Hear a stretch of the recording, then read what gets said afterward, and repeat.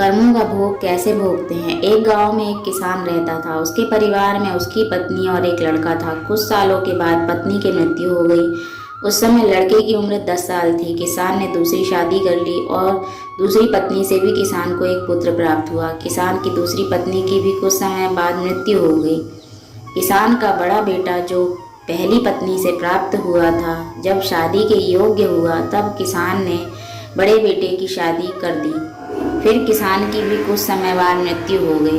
किसान का छोटा बेटा जो दूसरी पत्नी से प्राप्त हुआ था और पहली पत्नी से प्राप्त बड़ा बेटा दोनों साथ साथ रहते थे।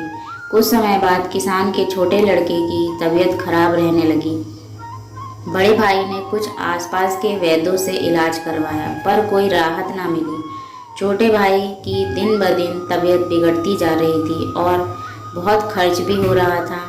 एक दिन बड़े भाई ने अपनी पत्नी से सलाह की कि यदि एक छोटा भाई मर जाए तो हमें इसके इलाज के लिए पैसा खर्च ना करना पड़ेगा और जायदाद में आधा हिस्सा भी नहीं देना पड़ेगा।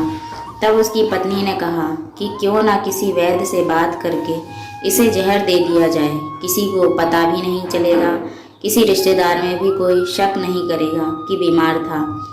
बीमारी से मृत्यु हो गई। बड़े भाई ने ऐसे ही किया।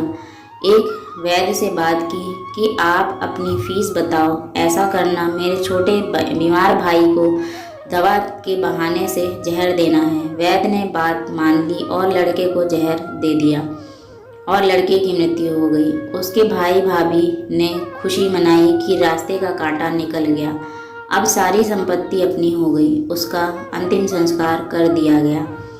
कुछ महीनों पश्चात उस किसान के बड़े लड़के की पत्नी को लड़का हुआ। उन पति पत्नी ने खूब खुशी मनाई, बड़े ही लाड़ प्यार से लड़के की परवरिश की। कुछ ही गिने वर्षों में लड़का जवान हो गया। उन्होंने अपने लड़के की भी शादी कर दी। शादी के कुछ समय बाद अचानक लड़का बीमार रहने लगा। माँ बाप ने उसके इलाज के लिए बहुत वैद्यों से इलाज करवाया। जिसने जितना पैसा मांगू सब दिया ताकि लड़का ठीक हो जाए।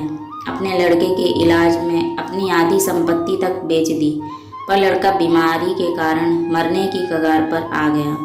शरीर इतना ज़्यादा कमज़ोर हो गया था कि अस्थि पंजर शेष रह गया था।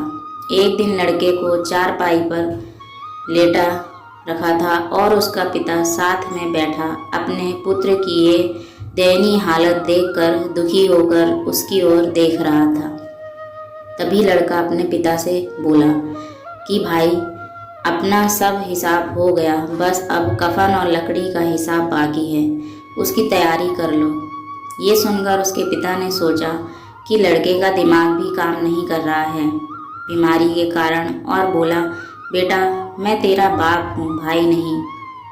तब लड़का बोला, मैं आपका वही भाई हूँ जो आपने जहर खिलाकर मरवाया था। जिस संपत्ति के लिए आपने मरवाया था मुझे, अब वो मेरे इलाज के लिए आधी बिक चुकी है, आपकी शेष है, हमारा हिसाब हो गया। तब उसका पिता फूट फूट कर रोते हुए बोला कि मेरा तो कुल नाश हो गया, जो किया मेरे आगे आ गया, पर तेरी पत्नी का क्या दोष है जो इस बेचारी को जिंदा जलाया जाएगा। उस समय सती प्रथा थी जिसमें पति के मरने के बाद पत्नी को पति की चिता के साथ जला दिया जाता था। तब वो लड़का बोला कि वो वैद्य कहाँ है जिसने मुझे जहर खिलाया था। तब उसके पिता ने कहा कि आपकी मृत्यु के 3 साल बाद वो मर गया था। तब लड़के ने कहा कि ये वही दुष्ट वैद्य आज मेरी पत्नी के रूप में है, मेरे मरने पर इसे जिंदा जलाया जाएगा। हमारा जीवन जो उतार चढ़ाव से भरा है, इसके पीछे हमारे अपने ही कर्म होते हैं। हम जैसा बोएंगे वैसा ही काटना पड़ेगा। कर्म करो तो फल मिलता है, आज नहीं तो कल मिलता है। जितना गहरा अधिक हो कुआं, उतना मीठा जल मिलता है। जीवन के हर कठिन प्रश्न का जीवन से ही हल मिलता है। आपको कहानी अगर पसंद आई हो तो लाइक करें, दोस्तों में शेयर करें और ऐसी ही कहानियों को सुनने के लिए हमारे चैनल को सब्सक्राइब करें। धन्यवाद।